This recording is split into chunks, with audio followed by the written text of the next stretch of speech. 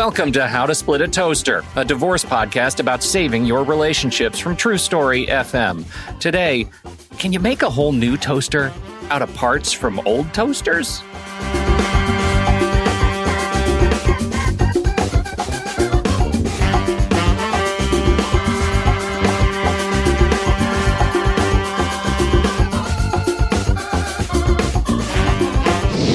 Welcome to the show, everyone. I'm Seth Nelson, and I'm here as always with my good friend, Pete Wright. Our guests today have been working hard to craft a loving and a tight-knit family, and by all accounts, their efforts to create that family has only intensified since their divorce in 2007. In an effort to help others see what's possible, Ben and Nikki created, quote, the book, Our Happy Divorce. It's a book, it's a channel, it's a community dedicated to building a happy, healthy, post-divorce modern family. Ben and Nikki, welcome to the Toaster. Thank you. Thank you for having us. And I have to just say that I think we rebuilt the toaster. I love what Seth said, but before that, and Seth, we've had these conversations, but by far the best name of any podcast in the history of the, 782,000 podcasts or however many. By really far, I don't know. I just did that number. It's probably 7 million. But the best name. But the best name ever. It's settled science. Well, we appreciate that. And it's kind of gotten condensed to the toaster. We're like trying to make it hip and cool. I don't know how that happened, but it's just natural. It's just natural. I hope you guys, you're first of all, you're amazing. I spent the last 2 hours this morning just reading blog posts and watching live streams. And I love what you have done. I think it would help our listeners to get a sense of the players. Can you introduce your family experience and kind of give us a sense of how you got here? Well, the players are started off with Nikki and I. Obviously, we're husband and wife. We had a beautiful son in 2003, Asher. We split in 2006, 2007 in that area. And then along the process, I think, divorce isn't just about the judgment that the judge gives you. It's something, especially with kids, that's going to last you the rest of your life or the rest of your kids' life. But then we both found new partners. Nikki married a great guy named Chad, and I married a woman named Nadia. Nadia and I. She's a great woman. She is a great woman. She's also great. Not She's so also smart, great, but great. Evidenced by. She's really smart. I just don't know about her choice in husband. Well, that's it's book smart. But the other. So we have two beautiful children, Isabella and Jackson, and so there are seven of us now. Which Do you started need your fingers to count? Exactly. Which started off as just Nikki and I going down the path of marriage, and then it's turned into something. I think that what we at least try to tell people, and we didn't really realize this until after we wrote the book, is it's a crazy story. I mean, it's a land. Seth has a similar one. It's a land of unicorns and waterfalls, rainbow waterfalls. But our happy divorce. There's still some mud. Oh, there's a lot of mud, but for the most part, we live 7 houses down. We travel together. We have family dinners, once a week. But we could never have imagined this life or this relationship or even writing a book back in 2007. And the other thing is Our Happy Divorce. If you're listening and the story is might seem a little crazy, it doesn't have to be, in our eyes, our story. I think a happy divorce is if you're able to, at the end of the day, not hand your kids the emotional bill for them to pay for something they had no choice in. You've created a happy divorce. Nikki, disagree with him somehow. You gotta give us something here. I always disagree with him. I mean, no, I think you're pretty spot on. But I mean, I do think that, people have to make happiness their own way. And I think that we, in the beginning, decided that, let's just try to figure out a way for us to be able to be in the same room together and not make it totally uncomfortable for everybody else around us that can be sitting there staring at us going, oh, what are they thinking? What are they doing? And we didn't want our son to ever feel like, oh, I just had, I was in a play and I have to go back and sit down. Do I sit with dad? Do I sit with mom? But what if I sit with mom? I'm going to hurt dad's feelings. If I sit with dad, I'm going to hurt mom's feelings. And so I think for us, it was like, okay, we need to make this child's life as normal as possible with it being abnormal. Right. And the one of the things that I grew up in was a high conflict divorce. And it's something where, after a sporting event, after a school event, after graduation, after a marriage, a wedding, after a second wedding, it's not something that I was able to avoid. And you're walking over and you sort of are keeping a mental count of, okay, well, I think I went over to mom last time, so maybe I should go over to dad across the room. And it's just a terrible place. And Ben, on that point, and I am very fortunate that my former spouse is just amazing, and her husband is just loves my kid. And my view has always been, you can never have too many people that love your child. 100%. It's just that simple. But to your point, both of you, is my former spouse and I, when we go to my son's place, he's into acting, or when we'd go to his after school activities or events, we would always save each other seats. And even sitting next to each other where there was no conflict, my son, I sometimes would hesitate when he would come up to us when he was little, on who to hug first. Just because we lived and I would always say, oh, give mommy a hug. I would always just kind of direct him. I'm getting my hug in a second. It's all going to be fine. Yeah. But it's those little type things where a child should never have to choose. Unfortunately, sometimes the way parents deal with kids, that kids do have preferences, and those issues come up, unfortunately, in court or with guardian ad litems and the like. But when you're at all of these events, which are countless moments in time that you never get back, it's so important on what you're saying of, wasn't their fault. Why do they have to choose? Yeah. And in the beginning, I love what you said, Seth, because in the beginning, Nikki and I did not want to sit next to each other at Asher's, kindergarten graduation. We did not want to, sit together as baseball or whatever the event was, but we did it, right? We put on our big boy pants and we sucked up our ego and we sat next to each other. And it was uncomfortable and it was terrible. I wanted to strangle her, and she probably wanted. It was like uncomfortable till all of a sudden one day it wasn't. Right. And we always say, we didn't have a manual on how to do this. But what we did do in the beginning was we faked it until we made it. And that's one of my questions is for people listening, and they're in it right now. They're going through a divorce. Things are unsettled. They don't know where they're going to live, how the money's going to work, what the parenting plan is going to look like, the custody, the visitation. It's all raw.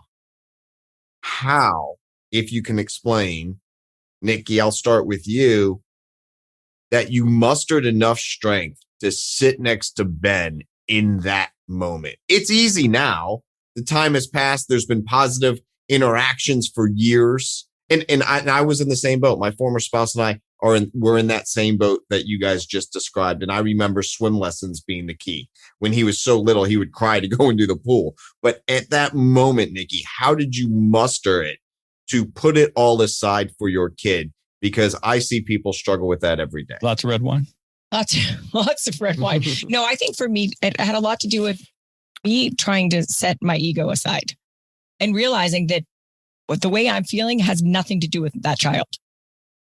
And if I continue to feel this way, like you sit there and I had to check myself, like rolling my eyes while I was sitting there. So, no one saw me, or so he didn't see me, or, just like biting my tongue, which is really difficult for me to do. But I think it had a lot to do with my ego. So it didn't mean I didn't go home and wasn't like wanting to scream. But during those minutes, I was like, you know what? It's not about me. Yeah. And I think the other thing that we did right, looking back on it, not knowing that we were doing it right, or that it would lead to this, is at the end of the day, all those things you said, I don't think anybody is exempt from those feelings of divorce. Divorce sucks. It is, emotional, financial, mixed up, muddled up, Miracle Grow sprinkled on all those things. And we went through it too. But one of the things that we did, I think, in the beginning before we dealt with the business side of it, because at the end of the day, it is just a business deal, right? You're splitting up assets, you're dealing with the crux of it or the ending of it's a business deal, but it's wrapped up in all the emotions that you talked about: fear, insecurity, romance, finance, everything. We dealt with the emotional side first to get at least on the path to be able to deal with the business side of it later, which made it a little bit easier to deal with the business side because we weren't making decisions off of the toaster, right? Nikki wasn't trying to screw me because she knew how important that toaster was to me. Yours would have been the coffee pot or whatever it is that you spend hours in mediation or litigation over something that you spending more money than the actual toaster. You could buy 10 of them, right? So I think the emotional side of it was the key to therapy. Nikki and I made amends to each other. A lot of therapy and a lot of red wine. That's absolutely one of my biggest questions in this whole thing, because you got divorced for a reason, whatever that reason is, can't communicate anymore, whatever the problems you were facing. Do you it sounds like you actually post divorce still had to face those issues? Oh, we still do. I mean, we'd be silly to say that everything's great. Yes, we are best friends. I love this woman, but we are still co-parenting a kid. We still are recording that he said that, right? yeah. Right. So many times. Yeah, the whole thing. So many times. It's going to be on the loop. Every one of us is recording. Love this woman. Yeah. But that some of the personality reasons or issues that we had with each other are still there and still rear their ugly heads. They don't go away. It's just a lot. We deal with them differently. It's a lot easier to accept it when she's your best friend than your wife. So, those issues of maybe why our marriage ended, we don't talk a lot about why or the reason. I think those were all just symptoms, of what somebody did or didn't do. Because at the end of the day, when we made amends to each other, we tried to put that in the past as much as possible. So we weren't making decisions off of how I felt that the ending of the marriage was all her fault. And I think too, we actually sat down and really literally said, I'm sorry to each other. And from that point, it wasn't, I'm sorry, but you should have done that. I'm sorry, but you suck. I'm sorry, but it was actually, I'm sorry. We took accountability. Sorry, and let's try to move forward from that. That part in the book at the coffee shop to me was just, there were two parts that really struck me. One is when you're at the coffee shop and Ben starts with, I'm sorry, and Nikki's all stressed coming in and her coffee order, and you kind of is like, I'm not being fooled by he knows my coffee order. Exactly. You're right. Like, there's been a lot of shit going on here. Mm-hmm. A cup of coffee is not going to fix it, but it's what message he brought behind it. And then to fast forward, now I will tell you, I cry at Super Bowl commercials. I am such a softie. So do I. Okay. So do I. And the reason I'm prefacing that is then when Nikki's now husband, Chad, comes to Ben at the same coffee shop, at the same table, and starts with an apology. Like, maybe I didn't handle my relationship with Nikki the way I should have, but I want to marry your former spouse. And that part was amazing in of itself. But here's what got me is when he says, and I want to get Asher involved in the proposal. Is that okay with you? And Ben sucks up his ego and says, yes. And the part where I cried, Nikki, is when your son asked you to marry your now husband. He did. Tears started flowing. Softies. No, but I mean, that like there's. Look at Pete's face, though. Yeah. Look at the shock in it. Like, I just, somebody screenplay this, please. Yeah. Like, this needs, okay. Let's see. Who's gonna play you in the movie? I'm gonna be noodling. Nikki wants Jennifer Lopez. I would take that in a heartbeat. I would take what's the other girl that's an actress. A singer. But that was the moment. And look, no matter how much I tried to talk Chad out of it, and try to give him some inside ball on what he was about to get into. Regardless of whether I said yes or no, he still was going to do it. But it was at that point, and this is the important thing, I think, also about, introducing new people and bringing new people into our lives is, and this is going to sound apathetic, but Nadia and Chad would not be in our lives today if they didn't understand what we were trying to accomplish before they came into our lives. Right. So at that point, Chad, there was nothing really, if I was taking a look out of it, taking ego out of it, I had no leg to stand on about what a bad guy this was. Right. I'm sure my ego could convince me, but at the end of the day, like Seth said, he loved my son. He loved my ex-wife. Like he was going to be an addition to this life we're trying to create, not a subtraction. And then later on down the line, same thing with Nadia. And it was just like, for me, was it a gut punch to hear another man ask, to use your kid, to ask your ex-wife to marry? Yes, it was. I mean, I'm not going to sit here and lie and say that didn't, as a man, initially, and as a father, kind of gut punch, but what we try not to do today is react off of ego, and it was what was best for Asher. It was a great thing. It felt better than Asher coming to you going, "Hey, guess what I did today?" Right, exactly. I gotta ask you guys. You both talk about ego and shame in the process, and specifically, you've got this lovely introduction to the book on your video on your website, and you both say in turn, I didn't want to be, for Ben, a divorced dad. I didn't want to carry the stigma of being a divorced dad. And Nikki, I didn't want the stigma of being a single mom. I wonder when that resolved for you. I think for me, honestly, I keep saying that, but I think, I do think that therapy helped that. And I think for me, it was sort of getting divorced kind of knocked me down. Like I felt like, oh shit, how am I going to get up? How am I going to get up from this and, be the person that I know that I could be? Like I had to, I didn't want my son to see me like upset. I didn't want, I was just, I think I was really, really hard on myself when we first got divorced because no one in my family has been divorced. Like, no one. So it was like me going to my parents and having to say, hey guys, guess what? Like I'm getting a divorce was like, I felt like I was stabbing myself in the chest. So I think I had to get over all of that. And it wasn't like, oh, I was scared my parents were going to be mad at me. I just was like, you know what? I'm disappointing so many people, including my son, that I think that's what I really had to work through. I think that's profound. And what I mean by that is so much of what you're dealing with are your own internal emotions on how we view divorce. There's the emotional divorce, which is what you're really describing there. And then there's the legal divorce. And I tell people from a legal perspective, this is a process. It's not a scarlet letter. When I was divorced and was not dating at the time, I would say, I'm a single dad. And people would say, oh my God, did you lose your wife? But no one says that to a single mom.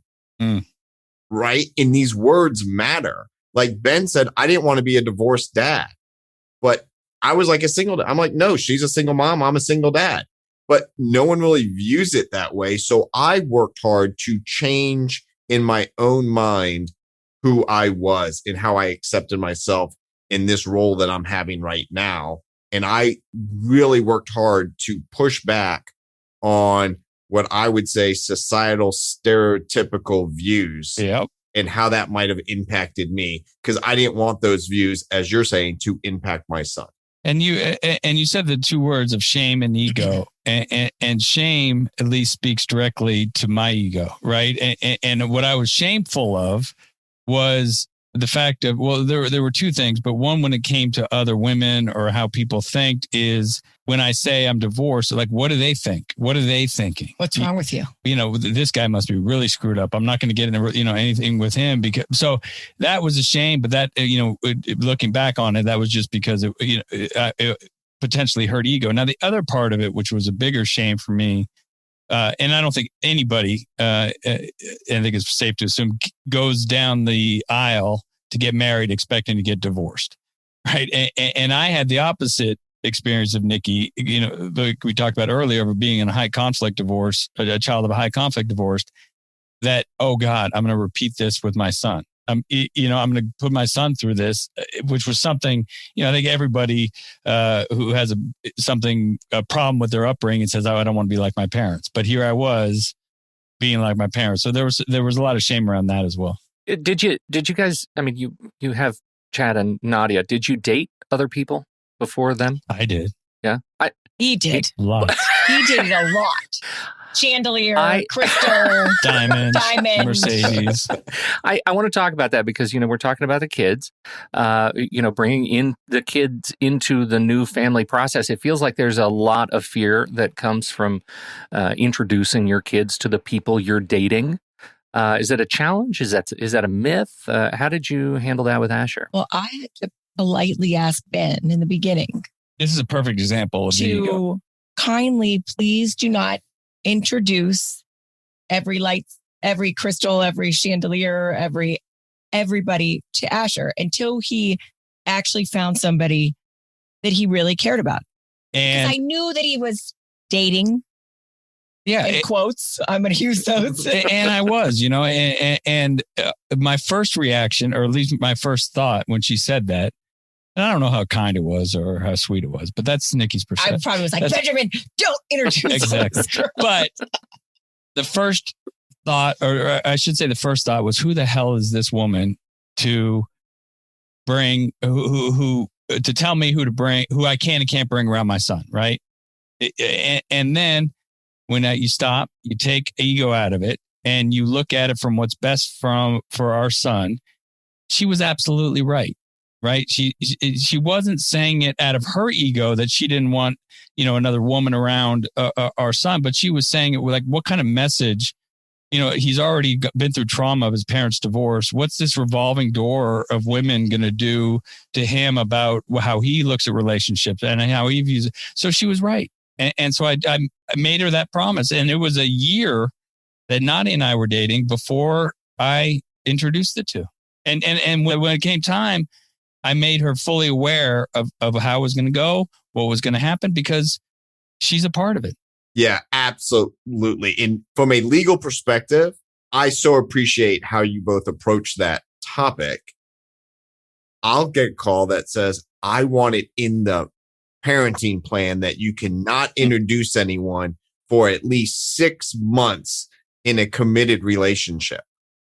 And I'll say, okay, a court is not going to order that. If you and your spouse want to agree to that, that's fine. But I don't think time frame has anything to do with it. I think it's how you feel. Are you in a committed relationship? Is it an appropriate time? How old is the child at the time? How does that all play out? There's all these things. Oh, and by the way, how am I going to enforce this provision on determining where the starting point of a committed relationship began? Like, it is just ripe with problems, as opposed to taking a step back and saying, here's what we're just asking to do. There's no enforcement. We think this is what's best for our kid. Let's really just kind of think these things through and go from there. Yeah. And for me, it was who and what is benefiting if I were to introduce Asher to a girl I've been dating, whatever, a month or 2 months. Like, what's the benefit? Who's going to win out of that? So I can have a woman around my son and we can go and to the beach or do something. And like, it doesn't benefit him.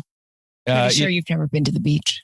Yeah, I made that up. Or whatever it is, like, the movies, but right. it would just be for my own, so I feel good. So I feel, and then if she's gone the next week, who's going to face the consequences? And that's going to be Asher. And then what does that tell him about relationships? And, he's already probably, like I said, traumatized by divorce. And what does it mean? But now he's got, because we handled introducing partners correctly, he's got shining examples of 2 marriages of what marriages should look like. So let me share this with you.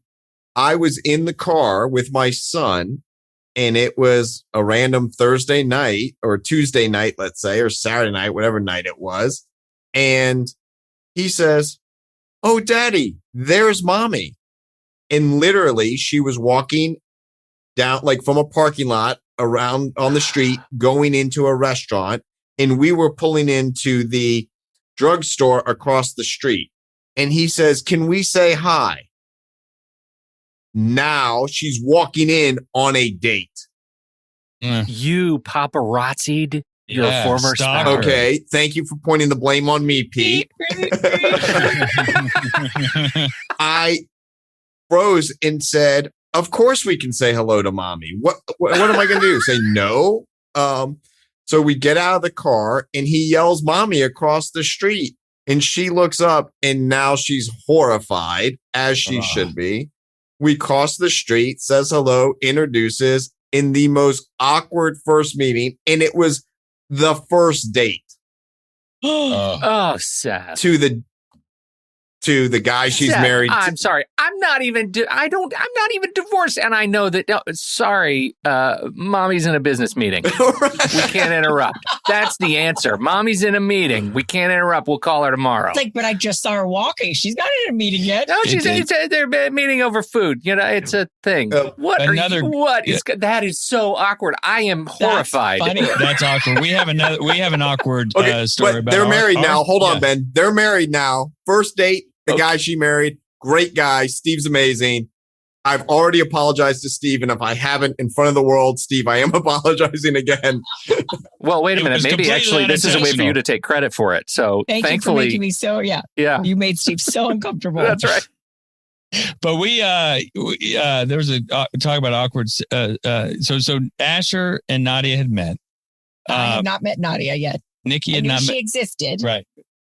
Yeah, I knew that Nadia existed, and I knew she was spending time with Asher. So anytime Asher was at Ben's house, I would call him every night to say goodnight. So one night I call him and I'm like, just talking to him about his day and just, getting ready to say goodnight. And he said, "Hey, Mommy." I said, "What?" And he said, "Do you know Nadia?" And I said, "I haven't had a chance to meet Nadia yet, but I know who Nadia is." And he said, "Well, she's right here. I think you two should talk." He's like four and a half. Yeah. And he hands her the telephone. And my wife is very dark, and my heart dropped. I can't imagine her face because I couldn't see it, but I could see my wife's face, or girlfriend at the time, white as a ghost. Hi, but it was Asher's. It's kind of his way of saying, like, "Hey, time. This woman's with me. I don't ever see you two together, but you're my mom, so it's time." Yeah. So Pete, my story doesn't sound so bad after all. Now does it? Kids are smarter than we give them credit for. Kids are amazing. Yes. This is Asher's way of saying, "Get over yourselves. It's time to move on." Figure it out. Yeah. That's amazing. It is another example of many of this idea, that we tried to outsmart our children or hide it from him. And along the way, he like I said, there are others that just showed us we weren't giving him enough credit for being aware, whether it was 4 years old, 5 years old, 8 years old, whatever, for being aware enough of what was going on. Well, I love that because there are so many words that we throw around like step-parenting and co-parenting and unparenting and reparenting. And it sounds like in some ways, Asher sort of took the lead and demonstrated to you how it was important for him to be parented. Mm-hmm. That's good. That's a brilliant point. I mean, he was old enough to realize that he saw this woman around his dad, around him more and more often. And he knew that she was important in my life and his life. And he was saying, "Okay, enough, parents. I'm old enough now to figure out what I want. And I see these two women in my dad's life, and it's time that they met." And he forced it. His little smile on his face too. Diabolical. He was very proud of him. Yeah, totally proud of himself. I bet. Like, okay, I did this. All right, good. That's fantastic. So I do have a question because I have a 16-year-old, almost 17. Asher's 17 now. Is he just over you guys talking about how this all works? Sometime. Yeah, I think on the social media front. Oh yeah, it's don't post my don't picture. Post my don't picture. I don't want to talk about it. But that's just not our happy divorce. That's even on our own personal ones. He's 17. He's too cool for school or doesn't want. But he has been great. In 8th grade for his application for high school, and it's in the book. The question was, write an essay on somebody you admire. Without Nikki and I making him, his essay was on his mom and dad for what they did and the life they created in a bad situation and divorce. And so he understands. I don't know if he has a lot of friends that have, high conflict divorces, but he understands what we've done. And he understands the alternative. And to us, that's great. But the other thing he understands, and this is an idea, this shows you how hard divorce is on kids, even when it's good. We were fishing a couple years ago and we were on the boat and he says, Dad, this divorce has been hard on me. Mm-hmm. And again, first thought, first reaction, ego. You have no idea, you little ungrateful SOB, about what a hard divorce is. But, not acting off ego or not acting off first. Ben put his good dad hat on and didn't say that to him. Right. But able to realize, and maybe through my own experience, is if you take away all the nonsense, right? You take away all the, putting kids, using them as blocking and tackling tools, like put that aside. The whole just logistics of a divorce is hard on a kid. Going to a different house every, couple days and every weekend. I remember forgetting my math book at my mom's and what a big deal that. So, and then that's the little things. The big thing is that it wasn't his decision. And if it was, we would still be together. So that, he's into it and he understands it, but it's hard on him. And is good. We wrote a book called Our Happy Divorce. We live 7 houses apart. He can walk between houses. We go on vacations, but it's still not his decision. It's still hard on him, even as good as it gets. Now you sprinkle the other stuff that we put aside on top of it, and imagine what a traumatic experience it is for those kids. I'm with you. And there's so many things I love about your book, but one of my other favorite parts is at the end is Asher writes the last chapter. And for no other reason alone, I've got 2 quotes that I just want to let everyone know about because they just struck me. And if my kid would ever write this, I would be just so thrilled, honored, and pleased and loved and proud. But he says, quote, I really don't have a favorite parent. Both mom and dad are awesome.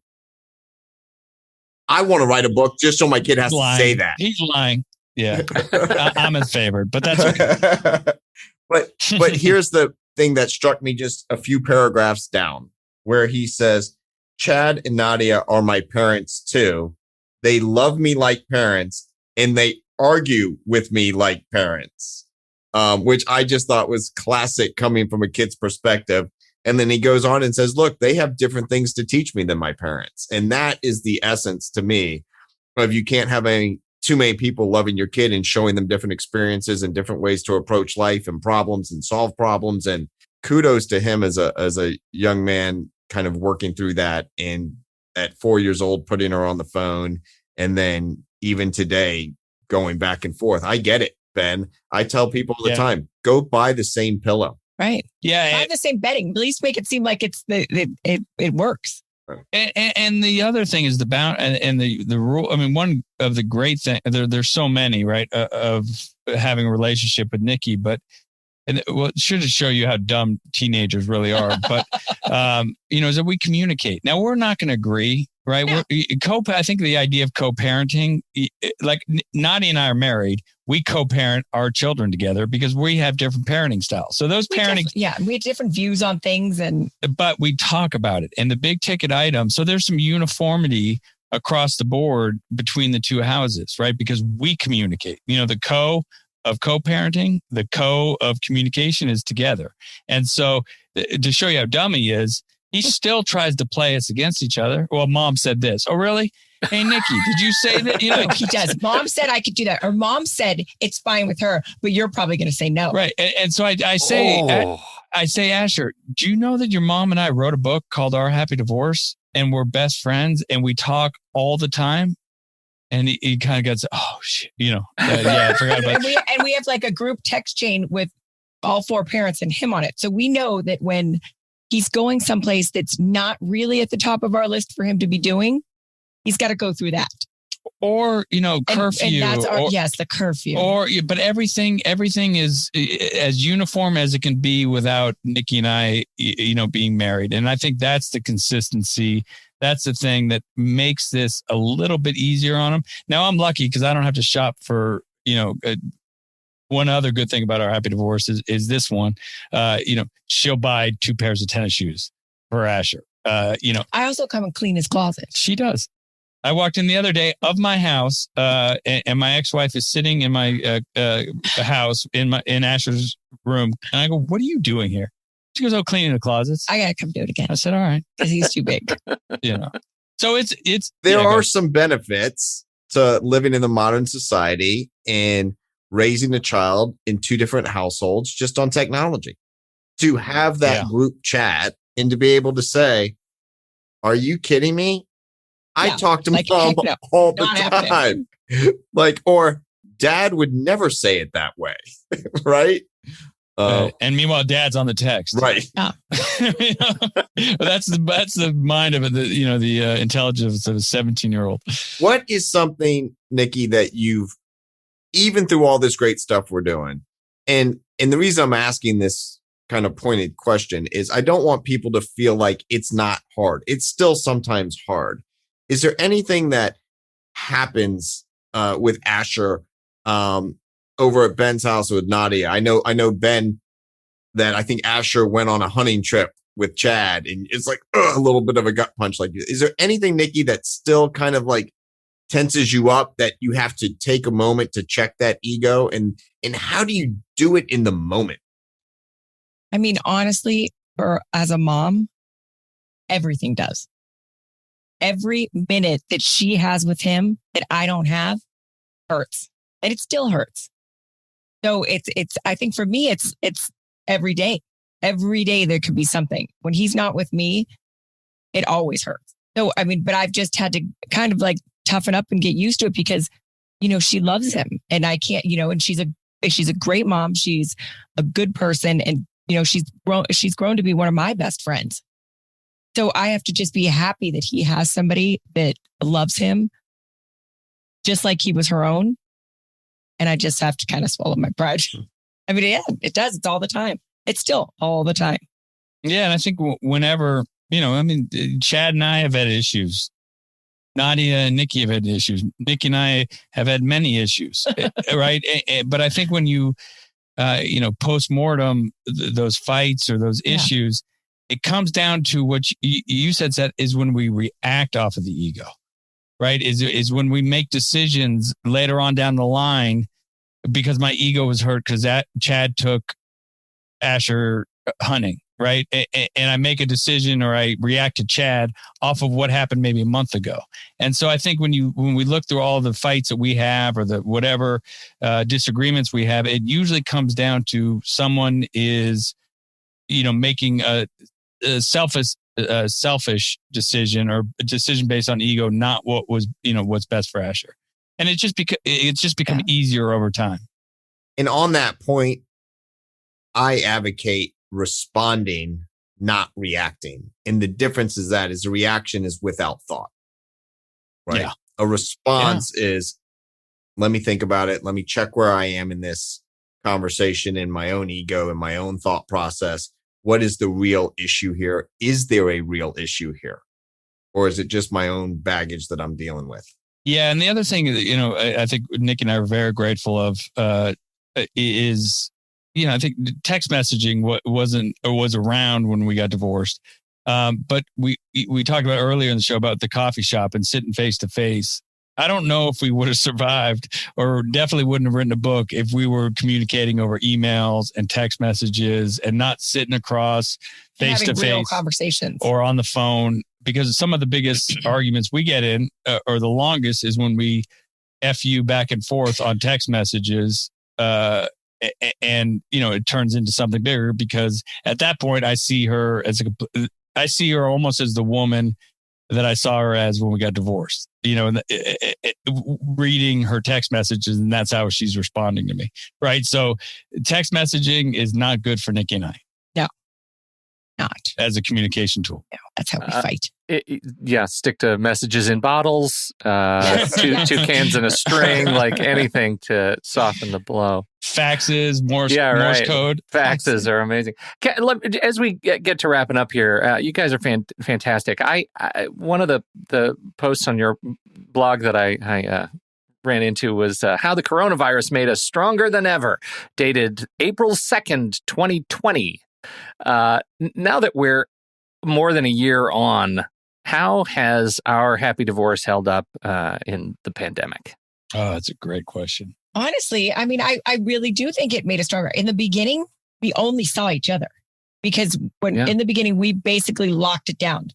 I didn't see we didn't see our other family. I didn't see my sister. I didn't see her kids because we podded together. Our pod together, and we only saw each other's kids. Yeah, because we quarantined together because we had this outbreak monkey going between the houses. So if there was going to be, if there was going to be a problem, it was going to be Asher was going to bring it back and forth to each other's houses. So I think it made us really have to talk a lot more too, because Asher had like strict set of rules and he kept trying to, every 5 minutes, the kid was trying to break them. Well, my friends can do this. Well, my friends can do this. Well, I can do this. None of his friends were quarantined during anything. So he was the only one that actually had to stay home with us. Yeah, we would. We get together a lot, but we got together a whole lot more during the quarantine. And even when there was, I almost got in big trouble when I dyed his daughter's hair pink. Yeah, that was an issue. Yeah. I bleached the end of her hair and I dyed her hair pink. But at that point, it was like, okay, doing whatever we can to just keep our sanity. But we were lucky. I mean, this was another, check mark for pro happy divorce is that instead of, arguing more, which we heard couples do, and we did live streams on it. And that's why we started actually the live stream was because people were breaking custody agreements and using it as an excuse to, we couldn't get divorced because we were already divorced. But we used it to, a benefit to be able to, have a different environment, have a different house to just as far as a different location that we were all locked down. And so it made it better, but it also reinforced that this is definitely the easier, softer way. And then I think we took one vacation all together in Montana for the 4th of July. And then, so fast forward a year, I think that blog was written last year around this time. Mm-hmm. Nothing much has changed, as far as it didn't get worse. So that's a good thing, right? I have a point on that. And this is an own personal experience that I had. Pete, as you know, Ben, Nikki, and I all live in Florida in the Tampa Bay area, and we deal with hurricanes. Mm-hmm. And hurricanes are a mini lockdown, right? It's not a COVID lockdown, but we had a hurricane come through. And at the time it did, my former spouse was living in a house that is 100 years old with a flat roof and a big tree on top. And she called me and said, it's really not safe for Kai to be here. Can he come stay with you in your condo, newly built, hurricane windows? I'm like, if it's not safe for him, it's not safe for you and Steve and the dogs. And they all came and sheltered. Bring everybody. Right. And we all hunkered down and sheltered in during the hurricane, which ultimately led to her and her husband, Steve, liking the area that I lived, and they bought a condo 4 blocks away. So as Asher goes 7 houses, my son goes 4 blocks back and forth. But from a kid's perspective, what I liked about us hunkering down, he wasn't at one parent's home worried about the other. Mm-hmm. Right. And when you're going through a pandemic, what's going on at that house? Did anyone catch it? He knows the whole scene because he's in it. He gets to see it. There's no questions. There's no concerns about what's going on at the other house, which I think just helps immensely. And then he's like, of course my parents got along. Like we were hanging out during the hurricane or locked down in the pandemic. But from a kid's perspective, it's so important to realize that they are viewing all of us and watching everything and listening to our conversations and how we talk about the other parent. Pete, I always use former spouse because I think ex has a derogatory connotation. But when I refer to my former spouse at home, when I'm talking to my son, I don't say your mom. I say mommy. Yeah. Or mom. because if we were living together, that's what we would say, you know? So I think those words matter. I agree with that. Yeah. And it's, again, it's just one of those things that, we try to at least tell people that this is, if you're listening and you're thinking about divorce, you're just in the beginning of divorce, or that you just newly post-divorce, we could never have imagined this being, writing a book, or much less even this is what our relationship would be like. This is what our relationship would be like. But it was just a progress, not perfection. We stumble along the way. We try things too early. There's a story. We went on a family vacation too early. With Nadia and Chad. It was the first time that all five of us went. The little ones weren't born yet. But it was too early. It was drama. It was just bad. But it didn't stop us. So I think one of the things that we try to tell people is that if this story we recognized it and we tried it again, right? Or Seth's story, or any other story you hear of a great amicable divorce, for us at least, it took time, and it was so far. If you had asked us at that coffee shop, even after we said we were sorry, what we wanted our divorce to look like, and if we opened that up right now, we would have undershot it by miles. An overnight success, 13 years in the making. Exactly. That's great. Yeah, that's fantastic. You guys, this is really great. You've got so many wonderful resources for folks. You want to plug something? I mean, it seems like everything might be just under the banner of Our Happy Divorce, but tell us about it. Everything is Our Happy Divorce. The book, Our Happy Divorce, is available anywhere books are sold. One thing we've done is with our publisher is if you go to mascotbooks.com, it took two of us to make this relationship. And it took two of us to ruin the marriage. And so there's a 2-for-1 special, because we'd really love for both the husband and the wife to be able to read this book. And if not, the story's pretty simple. It's all over the place. We take snippets of it on our website and blog it. And so, again, we are not doctors, lawyers. We have no initials behind our names, except for some might say I have BS a lot behind my name. But we're just two people who got it right. And this is just our story. And we just wanted to put it out there to give people hope that it doesn't have to be War of the Roses.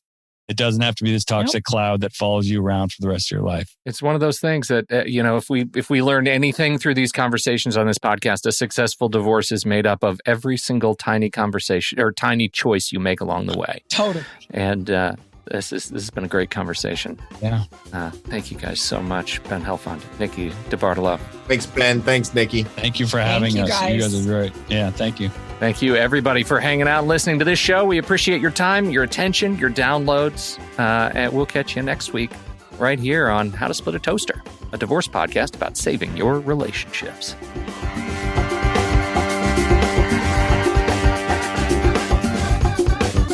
Seth Nelson is an attorney with Nelson Coster Family Law and Mediation, with offices in Tampa, Florida. While we may be discussing family law topics, How to Split a Toaster is not intended to, nor is it providing legal advice. Every situation is different. If you have specific questions regarding your situation, please seek your own legal counsel with an attorney licensed to practice law in your jurisdiction. Pete Wright is not an attorney or employee of Nelson Coster. Seth Nelson is licensed to practice law in Florida.